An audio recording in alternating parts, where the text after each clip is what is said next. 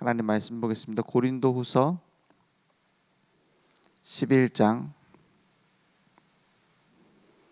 23절에서 33절 말씀 보겠습니다. 고린도후서 11장 23절에서 33절.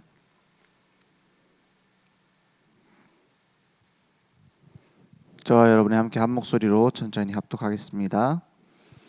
그들이 그리스도의 일꾼이냐 정신없는 말을 하거니와 나는 더욱 그러하도다. 내가 수고를 넘치도록 하고 옥에 갇히기도 더 많이 하고 매도 수없이 맞고 여러 번 죽을 뻔하였으니 유대인들에게 40에서 하나 감한 매를 5번 맞았으며 3번 태장으로 맞고 1번 돌로 맞고 3번 파선하고 일주야를 깊은 바다에서 지냈으며 여러 번 여행하면서 강의 위험과 강도의 위험과 동족의 위험과 이방인의 위험과 시내의 위험과 광야의 위험과 바다의 위험과 거짓 형제 중에 위험을 당하고 또 수고하며 애쓰고 여러 번 자지 못하고 줄이며 목마르고 여러 번 굶고 춥고 헐벗었노라. 이 외의 일은 고사하고 아직도 날마다 내 속에 눌리는 일이 있으니 곧 모든 교회를 위하여 염려하는 것이라. 누가 약하면 내가 약하지 아니하며 누가 실족하게 되면 내가 애타지 아니하더냐. 내가 부득불 자랑할진대 내가 약한 것을 자랑하리라. 주 예수의 아버지 영원히 찬송할 하나님이 내게 거짓말 아니하는 것을 아시느니라. 다메섹에서 아레다 왕의 고관이 나를 잡으려고 다메섹 성을 지켰으나 나는 광주리를 타고 들창문으로 성벽을 내려가 그 손에서 벗어났노라. 아멘. 참된 복음과 참된 제자의 길. 어쩌면은 제자의 길은 예수님이 말씀하신 것처럼 자기 십자가를 지고 따라오라는 주님의 명령처럼 고난의 길일 수도 있어요. 그런데 고난을 가장 많이 당했던 사람이 바울이었는데 제일 많이 감사했어요. 그죠? 감사에 대해서 제일 많이 기록했다니까요. 왜냐? 고난 당하니까는 이런 고통 당하는 게 좋다 이 말이 아니에요. 이 고난을 당하는 속에 있을 만큼 복음이 중요하다는 걸 알게 된 것을 감사한다 이 말이에요. 그죠? 내가 예수 믿는 자를 핍박하던 사람이었는데 그 핍박하던 자리에서 반대로 바뀌었어요. 핍박받는 자리에 갈 만큼 이 복음의 가치를 발견하게 된 것이 감사하다 이 말이에요. 그죠? 그러면 나는 지금 별 문제 없으니까 고난 안 당하니까 별로 안 감사하네 이 말이 아니에요. 우리가 얼만큼 복음의 은혜를 받았습니까? 그죠? 얼마나 그리스도의 십자가의 은혜가 큽니까? 그것을 발견한 만큼 우리는 고난 당해도 상관없다 이 말이에요. 오늘 복음 가진 제자의 길이 그렇습니다. 많은 사람들이 말은 잘해요. 문제 오기 전에, 상황 오기 전에 자기 이름이 높여지고 내 능력이 나타나고 칭찬받을 때는 다 잘해요. 그런데 언제요? 외로워지고 문제 오고 당황할 일이 생기면은 딱 본성 나타나요. 그죠? 그때 나오는 말이 진짜 내 말이에요. 진짜 다 뺏겼다. 이때 나오는 생각이 내 생각이라니까요. 어떻게 가진 사람이 다 받은 사람이 감사하지 않을 수 있겠어요. 그때도 안 감사하면 진짜 나쁜 사람이죠. 근데 바울은 뭐냐? 복음 때문에 고난 당하는데 감사한다 그랬어요. 왜냐? 진짜 것을 발견했다 이 말이에요. 진짜 복음, 참된 복음의 길에 들었었다라는 거예요. 우리가 그 길을 걸어가는데 어떤 사람들이 있느냐? 거짓 교사들이 있어요. 거짓 교사들이 뭐예요? 오늘 11장 2절에 보니까 이렇게 말하죠. 바울은 이렇게 중심을 갖고 있어요. 내가 하나님의 열심으로 너희를 위하여 열심을 내노니 내가 너희를 정결한 처녀로 한 남편인 그리스도께 드리려고 중매함이로다. 그죠? 순수한 마음으로 이 복음 모르면 안 되니까. 이 복음이 진짜 어떤 가치가 있는지 알아야 되니까 전달을 했어요. 근데 누가 있다고요? 3절에 보니까 뱀이 그 간계로 하와를 미혹한 것 같이 너희 마음이 그리스도를 향하는 진실함과 깨끗함에서 떠나 부패할까 두려워하노라 했어요. 아담과 하와가 선악과 따먹은 것이 인류의 모든 죄의 시작이었어요. 근데 그것은 간단한 일처럼 보이지만 뒤에 분명히 속이는 존재가 있어요. 관계가 있어요. 그러니까 4절에 보니까 만일 누가 가서 우리가 전파하지 아니한 다른 예수를 전파하거나 이랬어요. 다른 예수를 전파해요. 우리가 전파하지 아니한 다른 예수. 이게 바울 당시에 많이 있었어요. 지금도 많죠. 혹은 너희가 받지 아니한 다른 영을 받게 하거나 혹은 너희가 받지 아니한 다른 복음을 받게 할 때에는 너희가 어떻게 해요? 너희가 잘 용납하는구나 했어요. 왜냐? 이 복음 얘기하는 것보다 다른 거 얘기하는 거에 귀가 솔깃하게 돼 있어요. 귀가 솔깃하게 돼 있다니까요. 더 합리적이고 혹은 더 매력적이고 더 자기에게 필요하다고 느낄 수 있어요. 예수 믿어. 예수님을 그리스도로 믿어. 하나님의 자녀가 된다. 이게 좋아요. 예수 믿으면 복 받는다. 이게 좋아요. 예수 믿으면은 당신 병 치유된다. 이게 좋아요. 예수 믿으면 하나님 자녀 된다. 이게 좋아요. 환자에게는 예수 믿어 병 낫는다. 이게 더 잘 들릴 겁니다. 가난한 자에게 예수 믿으면 돈이 생긴다. 예수 믿으면 구원받고 하나님 자녀 된다. 뭐가 더 좋습니까? 그래서 다른 복음이 들어가기 쉬운 거예요. 왜냐? 진짜 나에게 하나님이 주시고자 하는 것이 뭐냐? 여기 관심 있는 게 아니라 내가 당장 필요한 것, 내가 원하는 거에 딱 내 생각에 갇혀 있기 때문에요. 그죠? 그러니까 바울이 말하는 다른 예수 이게 뭐냐면은 예수 믿어서 구원받는다. 하나님의 자녀가 된다. 당신 인생은 이제 주인이 바뀌었고 이제 주님께서 원하시는 대로 살아간다. 살아가게 하나님 만드실 것이다. 성령께서 당신과 함께 할 것이다. 복음인데 뭐가 들어가느냐? 이제 그런 사람들이 있는 거예요. 예수 믿기 전에 내가 할례를 받아서 유대교에 들어갔어요. 이제 내가 여호와 하나님을 믿는 거예요. 그런데 예수도 믿게 된 거죠. 그런 사람들이 보니까는 바울이 전하는 예수 믿는 것은 날라리 같거든요. 그죠? 자기는 엄청 고통스럽게 지켜가지고 예수 믿었는데 하나님을 믿고 예수 믿었는데 저 가짜 같단 말이에요. 그래서 가갖고 막 회방을 놓는 거예요. 예수만 믿는다고 구원받느냐? 예수 믿고 할례 받아야 구원받는다. 행위를 똑바로 해야지 믿는 거다. 라고 자꾸 다른 강조를 하는 거예요.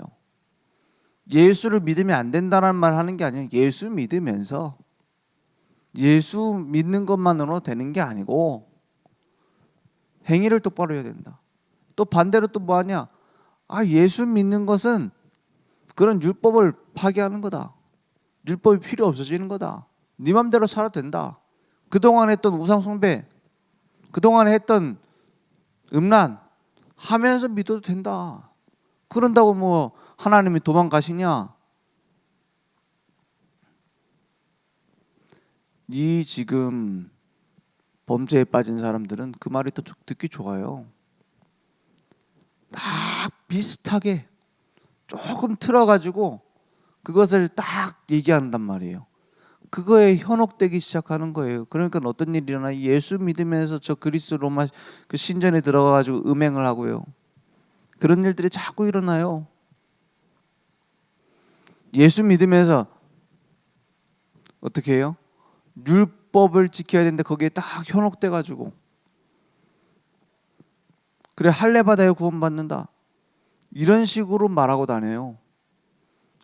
그러한 다른 복음에 딱 잡힌 건 아주 율법주의적이거나 아주 신비주의적이거나 막 성령 받아라 하면서 아주 신비주의적이거나 불건전 신비주의 쪽으로 아주 방종적으로 가거나 그런 식으로 가요. 지금 언제 얘기하는 거예요? 지금 초대교회 때 바울이 지금 편지를 보내고 있을 때를 얘기하고 있는데 지금하고 똑같죠. 지금 시대하고 똑같죠. 그러니까 다른 복음 따라가는 것을 너무 잘 용납해요. 복음 뿌리 내리는 데는 몇십 년씩 걸리면서 다른 걸로 딱 허물어 버리는 데는 몇 주면 끝나요. 왜냐? 육신적인 눈만 딱 뜨고 영적인 눈을 안 떠서 그래요.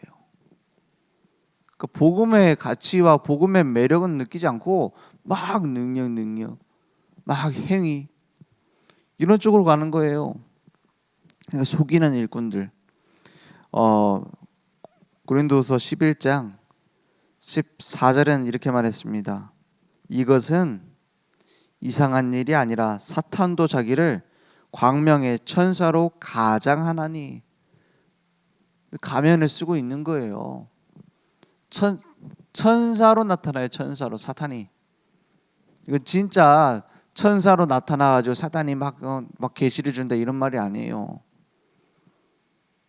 거짓 그리스도, 거짓 복음 따라갔다 이 말이에요. 그걸 멋지게 포장을 합니다.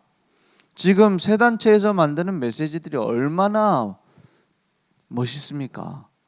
네 인생은 네가 주인이야. 네 인생 네가 찾아가야 돼. 다른 누구도 너에게 간섭할 수 없어. 네가 선택하는 거야.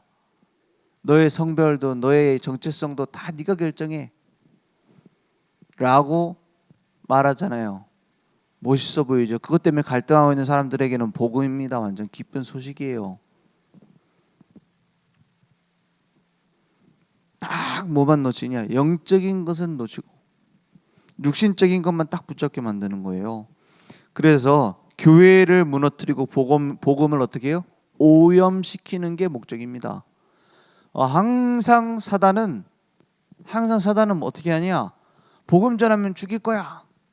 복음 전하면은 사회에서 격리시킬 거야. 복음 전하면은 니네 아무것도 못하게 만들 거야.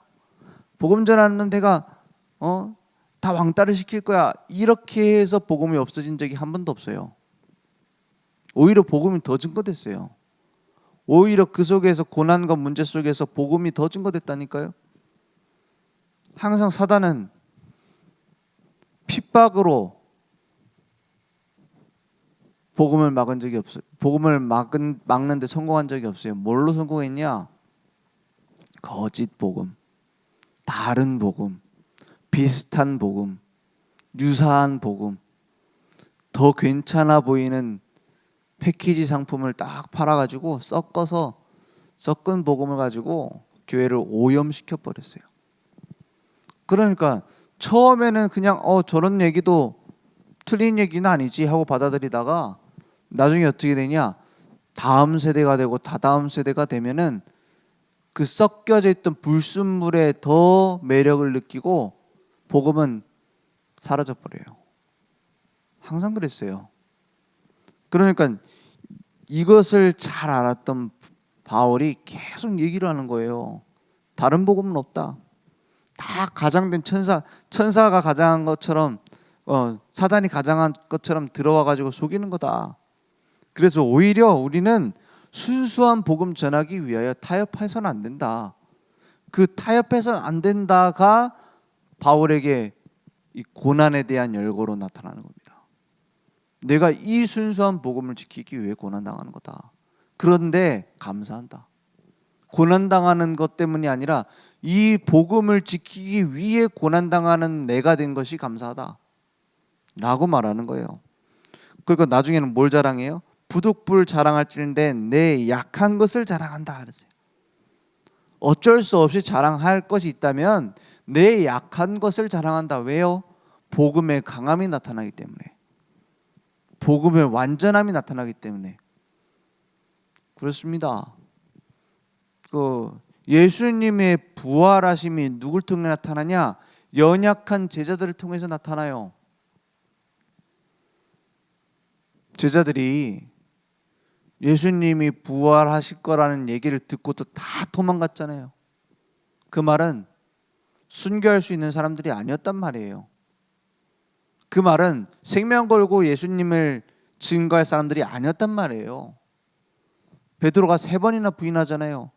그런데 부활하신 주님을 만나고 나서 제자들이 달라졌어요. 이제 이 복음을 증거하는데 담대하게 나타나서 복음 전하기 시작했어요. 예수가 부활했다 말하기 시작했어요. 단 몇 달 만에. 그걸 보고서 사람들이 저 베드로가 다른 사람이 됐다 이렇게 얘기했어요. 예수님의 부활을 증명하는 많은 증명거리들 중에 하나지만 진짜 중요한 겁니다. 어떻게 저 제자들이 변화되었는가? 막 처음부터 나 생명 걸고 나도 예수님과 같이 죽겠습니다 하고 같이 잡혀가는 제자들이 아니라니까요. 그 제자들의 연약함을 통해서 우리는 알 수 있어요. 아, 예수님은 부활하셨구나. 그죠? 그 약함이 오히려 복음을 증거하는 도구가 됐다니까요. 아, 부활하신 예수님을 안 만나고는 저렇게 달라질 수 없구나. 어떻게 12제자들이 다 순교할 수 있느냐? 그렇지. 부활하신 주님을 만났구나.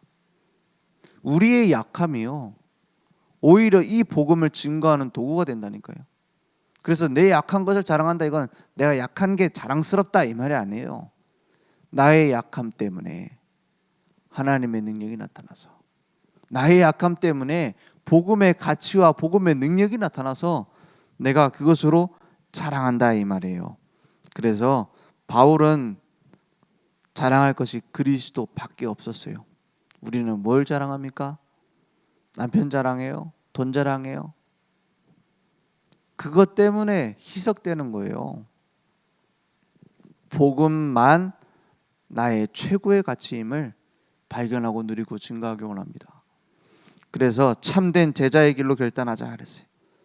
이 복음의 가치를 알고 내 삶을 내어 드리는 것이 제자입니다. 제자는 단순히 희생의 길을 간다는 게 아니에요. 내가 고생길이지만 내가 주님 위해서 열심히 가겠습니다. 그러한 자기의가 아니에요. 나는 제자야, 나는 열심히 할 거야, 나는 목숨 걸고 할 거야. 그런 자기 과시가 아닙니다. 뭐죠? 아, 복음이 증거된다면 내가 죽어도 괜찮구나 라고 느낄 만큼 복음의 가치를 안다 이 말이에요. 그죠? 복음의 능력을 누리고 있단 말이에요. 누구도 자기 능력으로 할 수 없습니다. 그렇게 해서도 안 되고요. 그거면 자기가 우상되는 거죠. 그죠? 그래서 참된 복음만 누리는 사람이 제자입니다. 참된 복음 오직 예수 그리스도뿐입니다. 십자가의 도가 멸망하는 자들에게 미련한 것이면 구원받는 우리에게는 하나님의 능력이 됨이라 했어요. 그 능력으로 내 모든 견고한 진을 무너뜨리는 사람이 제자입니다. 내가 가지고 있는 생각이 없는 사람이 어디 있겠어요. 그죠? 5살짜리도 다 자기가 갖고 있는 생각이 있어요. 다 자기 생각이 있다니까요. 다 이래야 된다 저래야 된다, 심지어는 교회가 이래야 된다 저래야 된다. 5살짜리 6살짜리도 있어요. 근데 그런 생각이 없는 게 가능합니까? 그런 생각을 뛰어넘을 수 있는 복음의, 오직 복음에 중심되어 있으면 돼요. 그죠? 그래서 제자는 뭐냐? 오직 복음에 중심이 있는 사람. 다른 게 막 중심됐으면 흔들려 버려요. 막 어떤 사람 뭐 때문에 싸우느냐? 교회에서 밥하는 것 때문에 싸워요. 뭐 소고기 묵국을 해야 된다, 뭐 콩나물국을 해야 된다, 그런 것 때문에 싸워요. 뭐 꽃은 이쪽으로 꽂아야 된다, 저쪽으로 꽂아야 된다, 이것 때문에 싸워요. 왜냐? 자기 예수 믿는 건 거짓이 아닙니다. 신앙생활 중심이 거기가 있어서 그래요. 신앙생활 중심이 오직 복음에 안 가 있잖아요. 갈등과 분쟁만 생겨요. 시험거리만 생겨요. 내가 가지고 있는 많은 꽃꽂이라는데 기능이 있으면 꽃꽂이에 헌신할 수 있겠죠. 그런데 그것이 신앙생활의 중심에 가 있으면은 하나님께 영광 돌리는 게 아니라 자기 자신을 위해서 종교 생활하게 됩니다. 중심이 다른 데 가 있으면. 그래서 하나님께서 준비하신 최고의 가치 있는 삶을 위하여 오직 복음의 중심을 두자 이 말이에요. 그래서 복음을 위한 제자의 길로 결단합니다. 어쩌면 영광의 길이 아니에요. 고난의 길이에요. 안락한 길이 아니라 책임져야 될 게 많아지는 길이 될 수 있습니다. 복잡해질 수도 있습니다. 하지만 마음과 중심은 단순해야 된다 이 말이에요. 그렇죠? 갈수록 단순해져요. 오직 복음 때문에, 오직 복음으로, 오직 복음만으로 하게 되는 겁니다. 그래서 내 약한 것을 자랑하고 복음만 자랑하고 복음의 능력만 누리는 24 그리스도 중심의 삶으로 결단하는 겁니다. 25 말씀의 능력 중심의 삶을 누리는 겁니다. 영원한 것은 영혼 구원밖에 없어요. 그래서 전도에 중심되어 있지 않은 다른 건 다 내버리면 돼요. 복음 누리는데 방해되는 다른 건 다 내버리면 돼요. 왜냐? 가치 없기 때문에. 그죠? 진짜 가치를 발견했기 때문에. 오늘 그 응답이 내게 확인되기 원합니다. 기도하겠습니다. 하나님 감사합니다. 나를 따라오라. 내가 너희로 사람을 낚는 어부가 되게 하리라고 말씀하신 주님. 오늘 주님만 따라가는 제자의 길을 걸어갈 수 있도록 역사해 주시옵소서. 예수 그리스도 이름으로 기도했습니다. 아멘. 하늘에 계신 우리 아버지여, 이름이 거룩히 여김을 받으시오며 나라의 마옵시며 뜻이 하늘에서 이룬 것 같이 땅에서도 이루어지리이다. 오늘날 우리에게 일용할 양식을 주옵시고 우리가 우리에게 죄진 자를 사하여 준 것 같이 우리 죄를 사하여 주옵시고 우리를 시험에 들게 하지 마옵시고 다만 악에서 구하옵소서. 내게 나라와 권세와 영광이 아버지께 영원히 싸움나이다. 아멘.